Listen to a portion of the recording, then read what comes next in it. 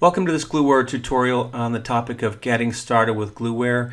In this session, we're going to cover the administrative tasks that have to be taken care of, covering system settings and also solution management. So let's get started. I'm signing in here into our demo system, demo.gluware.com. This is used for the test drive. So if you are taking the test drive, these steps will already be done for you, but you can at least understand the steps that were taken to get your instance set up. So let me go ahead and sign in. And when you sign into Gluware, it will take you back to the last place you were at. I happen to be in system settings, but from a navigational standpoint, on the top menu bar, in the top corner, you have the ability to navigate into each of the individual applications and settings. So what we want to navigate into is system settings, which is where we're at. And let me start by the far left here in the global view. The other piece of context I want to point out is that this drop down is for the organizational view. So if I click the drop down here, you're going to see a bunch of different organizations that are defined on the system. This does matter because I'm navigated into this test drive for Pod 1 instance of Gluware. So all the settings I'm going to be taking care of will apply to this particular organization unless I'm creating a new organization. If I do create a new org, I would then need to navigate to that org, since all the settings will be organization specific. This is kind of the multi-tenant nature of Gluware, and that you can have different tenants here if you're an MSP or you're a customer with a large network and you separate your WAN from your LAN and from your campus and you have different teams working on it. The way you administer Gluware would be to set up different organizations and then have different settings and configurations per organization. So again, back to a fairly quick run through of the system settings here. In the global view, it just lists out the different components of Gluware that are installed and their version numbers. This is really just for support interaction with Gluware. As you navigate to the organization view, you'll see a sub menu for the other click down options here. The first being custom fields. Custom fields, we're not going to configure any at this point, but what they enable you to do is tie a custom field or a custom variable into the Device Explorer. That then can be used to filter and sort and organize. So you may want to add a field for a region within your company, or maybe, from some other administrative purpose like an asset tag or something else. You can add a custom field and then attribute it to the devices that you're managing. Next is dashboards, where there's going to be a full dashboard video that will go into all the options and how to use a dashboard. But this is a very high level option around what images are used when you add different dashboards. And so this is something, again, will be covered further in the dashboard video.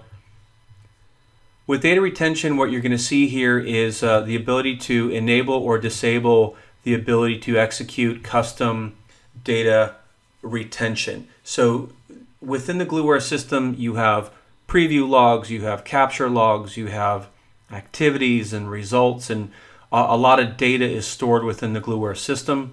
And so we've exposed the way to manage that data. And you can see the default values here. And if I enable unique data retention, that enables me to more granularly control and change the defaults. So with that, let me give you an example. With preview logs, let's say with preview, you're just validating something, and then once you validated it, you're typically provisioning it, and you don't necessarily need to keep these for a long time. So you could customize and reduce the age count. I could click in here and change the days in which these are stored. Or let's say for some reason I want to save those out of the system. I can come in here and check archive and run now to actually archive data out of the system. So ultimately, with data retention, it is what it sounds like. You have the ability to come in, view the different categories of data Gluware is saving or storing, and then control how that data is handled within the system. And you can obviously archive individual logs and things, or you can run all now and all of your policies will run at once. So that's ultimately what data retention is. With integrations, this is primarily API integrations. However, when you think of API integrations, there are kind of certain things that are productized within Device Manager. There are APIs that are accessed or productized within our vendor adapters. And there's API integrations that are done through workflows and API integrations that are done through config modeling. So this is not the single point for configuring API integrations. However, we have productized the ability to integrate the Cisco API console. So you can get more information about this through our help system. But basically here you request access through Cisco to their API console, and we'll specify the various calls you need. But then through that, Cisco issues you a token, and you would put your token, your credentials here with your ID and your secret credential.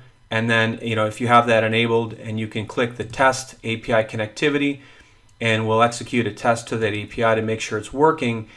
Then this API is used in Device Manager for executing end-of-life, end-of-sale, SmartNet contract status, and PCert information, which are vulnerabilities about the various devices and operating systems you're running. So you can run that on demand through Device Manager, or through here you can schedule it to run on a schedule. So that's the API integrations. Licensing is very important. If you first install Gluware and you navigate to go into the apps and you see they're all grayed out except for system settings, that's because your licenses haven't been installed. So you navigate into system settings, which is where we're at. You navigate into licensing. You then send Gluware this information of your system information. You copy it to the clipboard, email Gluware. Gluware emails you back a license. And then you click add license, and you copy and paste the license into the system, and then all of the various things you purchased and enabled are licensed within the system. Again, this is really more specifically for enterprise installs. If you are a pro user consuming Gluware as a software as a service, this will be taken care of for you. Moving on into managing organizations. So here, as mentioned before, Gluware is a multi-tenant system, and in this example with demo.gluware.com, we have different users that essentially test the Gluware system like you can. You can request access to the test drive, and maybe you're doing that now, and you can use the system and test the applications in kind of a virtualized environment. Well, this is where we set up the individual organizations, and then you are isolated from anyone else on the system. So the way we do that is the ability to go in, click add organization. We then name and give it a name and a description. And we have a concept of providers. A provider has the ability to cascade down parameters from the provider to the given organizations that it is a provider to. So essentially, mainly this comes in around the software packages and things that are installed in the provider. We're kind of assuming you want those carried on down into the next child org that is there. So there's another option for creating private and shared distribution areas. This is not necessarily needed out of the gate. You will have access to the Gluware distribution area for software if you have internet connectivity. You also can load offline files through capsules, and we're going to cover that kind of quickly. This is where you can also enable Gluware API on a per org basis. And again, I only recommend doing that if you are using and consuming the Gluware via API. And then finally, for your org, you're going to enable the various authentication mechanisms. So in this case, we're going to just manage users and their authentication directly within Gluware. But if you were connecting in your company's LDAP or your company's radius, you would do that here. That's pretty much all you need to do in terms of setting up a high-level organization. I'm going to hit cancel since I don't need to create a new one. But the concept of an organization, really think of it as analogous to being a tenant in like multi-tenant systems. Moving on to OS management. OS management, there's not a lot here except for this is where you're going to specify the file servers. So the installer that you would install to be the primary orchestration engine is a multi-personality installer. So you can install and create master file servers as well as additional file servers that are that can be used when you're working with our OS management application. So if you are using OS management, you at a minimum need to load one master file server, and then optionally you can load additional file servers that will synchronize with the master file server. And the purpose of this is kind of like what it sounds. The server is serving the operating system files down to the target nodes in which we're performing operating system upgrades. And generally the master file server is in the same location as your primary orchestration engine. But as mentioned, yes, you can add additional file servers closer out in the network, closer to groups of network devices that you may be executing operating system upgrades on. So here's where you can control the protocol and port information. You can enforce catalogs here. You can go from parallel jobs to linear jobs. Maybe you don't want to execute too many if you're having a higher failure rate. So if you're more conservative, you can enable linear job execution, which will be slower, but you could abort if you have a specific percentage of failures. So just an option here as you're getting used to it, as you're, let's say, more versed and more tested in terms of the operating system and the process, you can expand and do hundreds or thousands of devices at once, depending on your taste for or just your policy when it comes to executing operating system upgrades. Moving on into roles, this is where role-based access is provided and configured.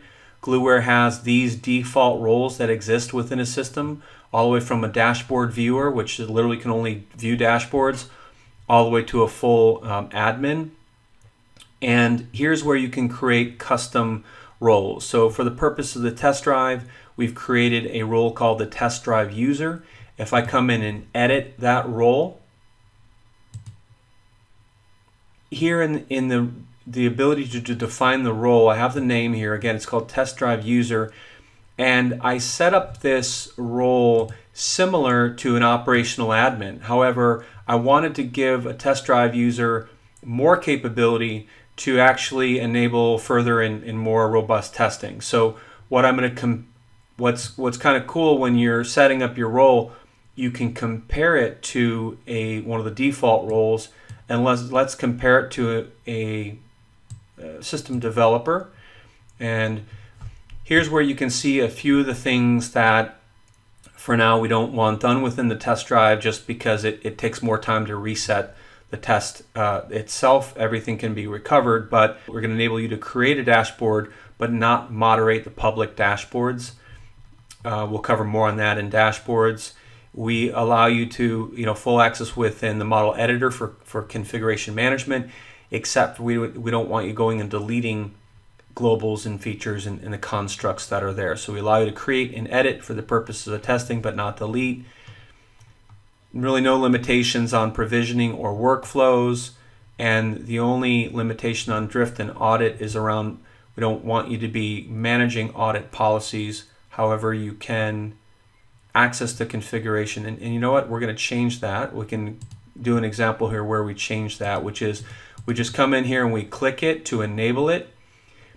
And because while I'm thinking about this, we are going to be adding a use case where you create a new audit policy. So we can go ahead and enable that as well.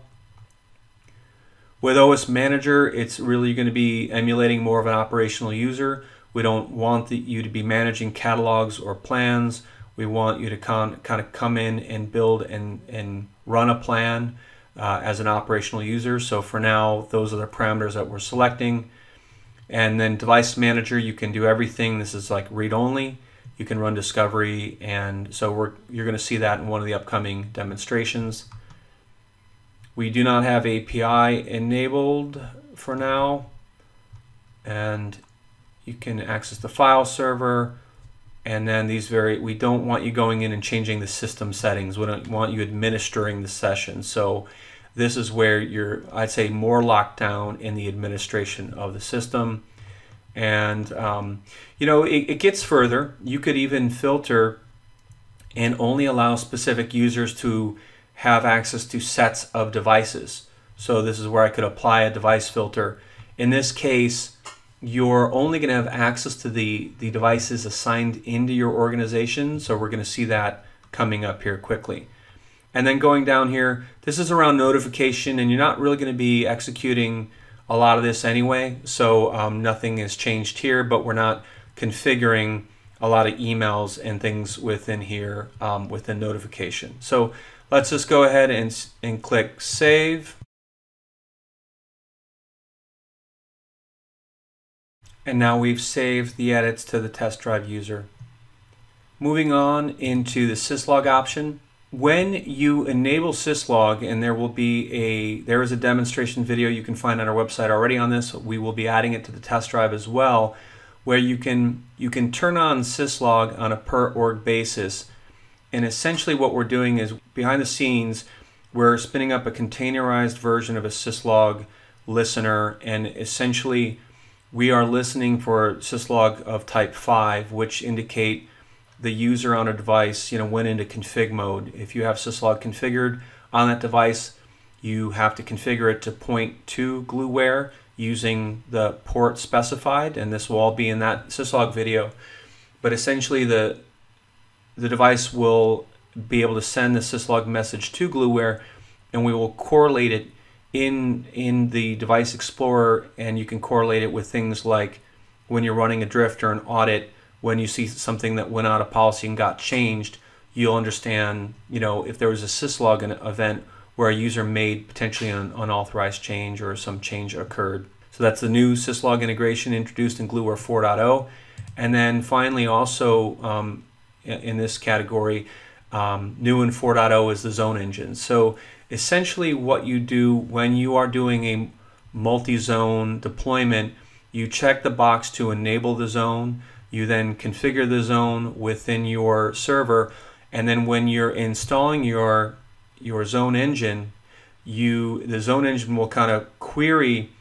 It'll send a query up to the server to see what are available, and then you can assign the engine into a zone. So basically, you're defining the zones here, and then as you install your individual zone servers, there you would go ahead and assign them into the zones that you've created.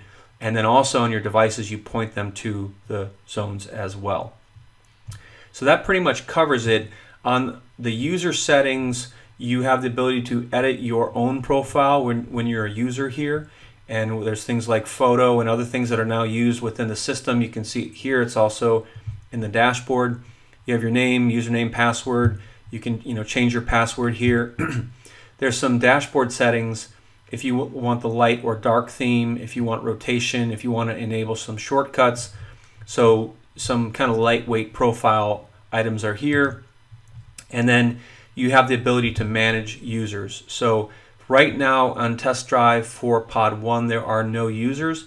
If I wanted to enable someone access, I come in, enter the username, first name, last name, email, assign their role, and then assign what organization they have visibility to, meaning I could limit them, that user, to this particular pod, and determine how they're authenticating.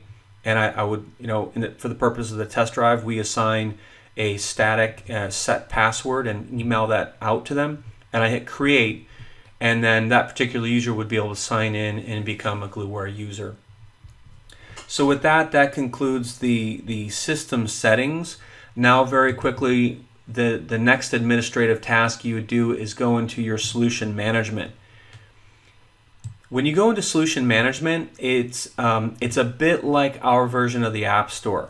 So basically what you're going to see is you are, if I close or expand this, what you're seeing are distribution center areas, and the primary one we're going to be looking at is this latest release and expanding it. And what you're going to see here are numerous packages that I have the option of installing into my Gluware instance. And again, this is org specific, so I can load these in. Now, depending on what you want to do with Gluware, some will be required and others are not required at all. For example, there's a number of what we call config modeling kits which is a package of features and capabilities that are vendor specific that you use when you're doing configuration management. And if you're not using Arista EOS or you're not using Cisco ASA, you don't have to install these.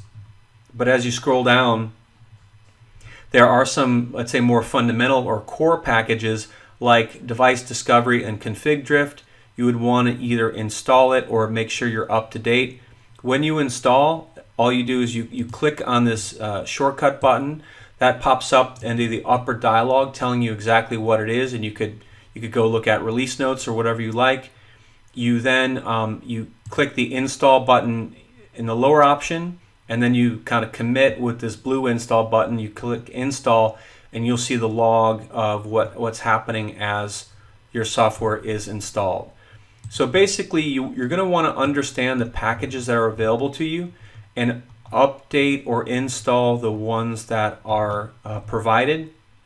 And then one other piece to touch on for users of the test drive and even really anyone consuming Gluware is that Gluware is kind of a framework where you kind of bring your own, policy, you bring your own configuration.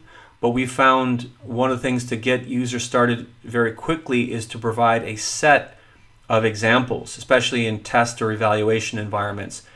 So what you're going to see and be using in this instance of Gluware and in the test drive is that we've loaded example feature packages for Cisco iOS, Cisco NXOS, Junos, Juniper SRX.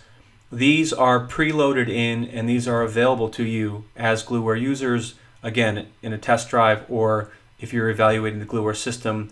We can provide various different packages that we've already built for vendors to go ahead and speed the process of using Gluware and kicking the tires without spending too much time building, although we're going to show you quite a few capabilities how you can build automation very quickly. So basically that covers the solution management and concludes this video of getting started with Gluware. Thank you very much.